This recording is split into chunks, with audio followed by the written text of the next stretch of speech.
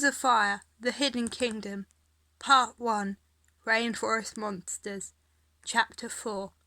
Starflight nearly leaped out of his scales. Glory felt her talons dig into the leafy dirt as she tried not to bolt into the jungle. The screams faded, and she realized that all the rainwings were staring at her quizzically.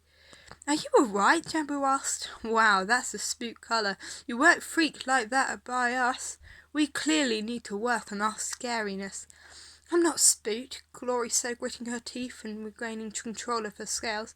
"I am," Starflight stammered. What was that noise?" "Oh," Liana said.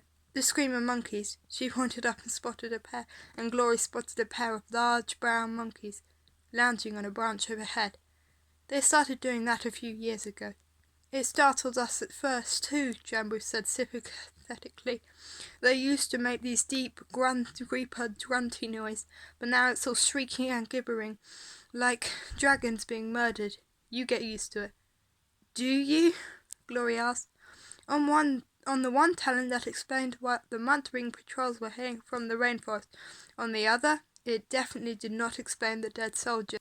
And on the third talent, why would monkeys suddenly start making different noises than they had heard before? And on the fourth, why didn't the rainwings think that was weird? "Come on back to our village," Jambu said. "We can knock you out for the flight there if you want. You might be more comfortable. There are a lot of branches in the way." "No, thank you," Starflight said. "Absolutely not," Glory said at the same time. Grumble shrugged. "All right then, follow us." He leaped gracefully into the air and spiraled up towards the treetops. The rest of the dragons did the same. It looked a bit like a rainbow exploding and splattering colour all over the trees. Glory and Starflight followed them into the canopy. High above the rainforest floor, where they were surrounded by sunlit emerald green and the whirring whisper of tiny wings. Birds darted and hopped all around them, as brightly coloured as the rainwings. Whenever Glory paused for more than a moment, purple and gold butterflies landed on her talons or hair. Perhaps they thought she was a flower. They stayed away from Starflight's darker scales. The rainwings moved through the treetops with a weird grace, using their tails or spreading their wings to glide between the trees. It looked more like swimming in the air than flying. Glory wasn't sure she'd ever get the hang of it, but it made sense, since flying straight between the densely packed trees would be difficult for creatures the size of dragons. Starflight kept smacking into vines as he tried to keep up with them. Glory was wondering if he was wishing he'd accept the offer to be knocked out into a net like the others. He saw Sunny's net soar past them, handed smoothly from talon to talon, from rainwing to rainwing. With a quick glance to make sure no one was watching her, Glory wrapped her tail around the branch and swinged into a full circle like the other rainwings did. "Almost there," Jambu said, landing beside her.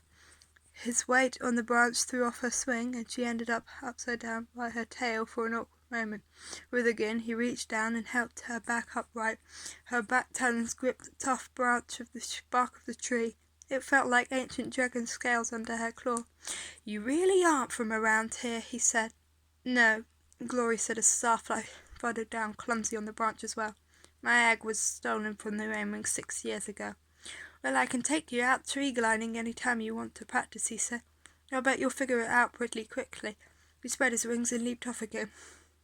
Glory frowned at his departing pink tail. "Yeah, that was weird," Sunny said, answering her unspoken thought. "Wasn't it?" "As if he didn't care at all," Glory said. "He didn't ask me who stole me, or where I was raised, or even act like he remembered an egg getting stolen. It's as if eggs just vanish all the time, no big deal." She scratched her ruff thoughtfully. "Well, whatever. Maybe they do. Maybe there is a rainforest monsters and the dragons are losing eggs to it." "That is really, really not comforting," Starflight said, He wrapped his black wings closer to himself, peering down at the forest floor as if he expected something toothy to pop up and try to grab him. Comfort him. Glory couldn't think of any particular comforting explanation for Jambu's lack of interest in her abduction. Perhaps he's just a weird dragon who doesn't pay attention to dragonettes or eggs. Surely the rest of my tribe will care. "Come on, let's keep up," she said to Starflight. A few swings and glides later, suddenly